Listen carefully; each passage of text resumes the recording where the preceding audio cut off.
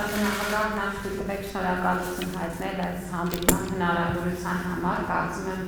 մեր ներկա մանկավարժների համար իսկապես մեծ պատիվ է ուսուցչի օրվան ընդառաջ ձեզ հետ հանդիպման հնարավորություն ունենալ, այստեղ այսօր ներկա են մեր տարվա լավագույնները ճանաչված տնօրեն, ուսուցիչ, խմբակավար, ուսուցչի օգնական, ինչպես նաև մենք տարվա լավագույնների անվանակարգում ներառել ենք նաև դպրոցի հոգեբաններին և նախադպրոցական հաստատության մեր աշխատակիցներին, այսինքն այստեղ կարելի է ասել, որ բավական ներկայացուցչական կազմ ունենք, կրթության ոլորտում ընդգրկված տարբեր օղակներում աշխատող մարդկանց առումով և տարվա լավագույնները մի նախաձեռնություն է, որ մեկնարկել ենք մի քանի տարի առաջ, նպատակ ունենալով խրախուսելու լավագույն փորձը և դա տեսանելի դարձնելու։ Շնորհակալություն է ինձ հնարավորություն տալիս ինձ համար շատ հիշարժան հանդիպում սա։ Շնորհավորում եմ ձեզ նախաձեռնության համար, որովհետև երբ որ նայեցի անվանակարգերը, իսկապես սովորական նման մտածում եմ, որ կնեն ուսուցիչ, տնօրեն, հետո պարզվեց, որ համարյա, այսինքն համարյա չէ, բոլոր են մարդիկ, ովքեր պատասխանատու են այսօր կրթական համակարգում բարձր որակի մասնագիտական գիտելիք տալու առումով բոլորդ ներգրավված եք և շնորհավորում եմ իհարկե նախորդ բոլորիդ, ուրախ եմ։ Ես հասկացա նաև, որ սա փաստորեն ազատ մրցույթի ձևով է, հայտարարված է, ովքեր ուզում են մասնակցում են, իրենց ծրագրերն են ներկայացնում և ուրիշ չափանիշ չկա։ Սա նորություն է և շատ կարևոր նորություն է, որովհետև իրականում ինչն է մեզ պակասում, այսօր միշտ նախաձեռնություններ և սրանով դուք նաև խթանում եք հենց այդ նախաձեռնությունները։ Ես չեմ կարող չանդրադառնալ այն կարևորությունը, որ այսօրվա իշխանությունը, քաղաքական թիմը, պետությունը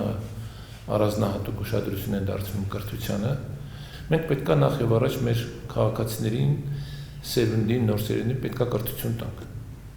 Եվ այստեղ շատ կարևոր է իհարկե ձեր դերը, սա ինձ համար և ես կարծում եմ պետության համար էլ առաջնագծում կանգնած մարդիկ եք, պակաս չեք զինվորներից, ովքեր մեր անվտանգությունն են ապահովում, հիմա դուք մեր երկրի անվտանգության ապահովողներն եք, մեր երկրի ապագան կախված է ձեզնից, ես անկեղծ եմ ասում ու պատասխանատվությամբ եմ ասում, դուք այն մարդիկ եք, ովքեր որ մեր պետության ապագան է կերտում հիմա, որտև այն սերունդը, որ դաստիարակում է շնորհիվ նաև ձեր աշխատանքի, այդ սերունդը պետք է մեր պետության ապագան կերտի, այդ սերունդը եթե չստացավ համապատասխան կրթություն, ուղղակի չգիտեմ մենք ինչ ենք լինելու։ Մի կարևոր հանգամանքեր կա, որ միշտ պետք է հաշվի առնենք, սա էլ եմ ես միշտ շեշտում, որ մենք այն երկիրը չենք, որ ունենք հարուստ բնական ռեսուրսներ։ Սովորաբար նավթ, գազ եմ ասում, կարող եք այլել ավելացնել, բայց մենք ունենք մարդիկ, մեր հարստությունը մենք ենք, մենք բոլորս, այսինքն մեր մարդիկ, մեր քաղաքացիները,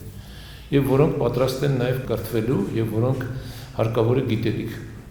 Եվ մենք պարտավոր ենք ապահովել այդ միջավայրը, որպեսզի այդ մարդիկ ստանան, եւ մեր հարստությունը հետո ինքը նաև կստեղծի նոր հարստություն, այսինքն նոր սերունդ, կրթված սերունդ, գիտելիք ունեցող սերունդ։ Ես հասկանում եմ բոլոր այն դժվարությունների, որի մեջ եք դուք, որովհետև մենք որպես առանձին ընտանիք մենք չենք կարողանում 1, 2, 3 երեխայի խնդիրները լուծել, որտեղ հիմա շատ պահանջատեր են դարձել իհարկե, շատ յուրօրինակ սերունդ է մեծանում։ Ես կարող եմ ձեզ վստահեցնել, որ իրապես մենք շատ բարձր ենք գնահատում եւ ամեն ինչ անելու ենք, որպեսզի ձեր աշխատանքը գնահատվի, այդում նաեւ վարձատրության հետ կապված խնդիրներ լուծելով, սա պատահական ես չեմ ասում, որովհետեւ իրականում ամեն մի աշխատանք պետք է գնահատվի եւ վարձատրվի։ Այդպես է։ Հիմա այն սկզբունքը չի, որ հիշում եք հայտնի կինոյի մեջ էր ասում, ուսուցչին քիչ են վճարում, բժշկին քիչ են վճարում, որ պետությունը պետություն դարձնել, այսպես չի։ Բոլորին էլ պետք է բարձր վճարել, որպեսզի պետությունը պետություն լինի։ Որպեսզի դուք էլ իսկապես գնահատեք ձեր աշխատանքը, մենք էլ իմանանք ինչպես պահանջներ դնենք ձեր առջև։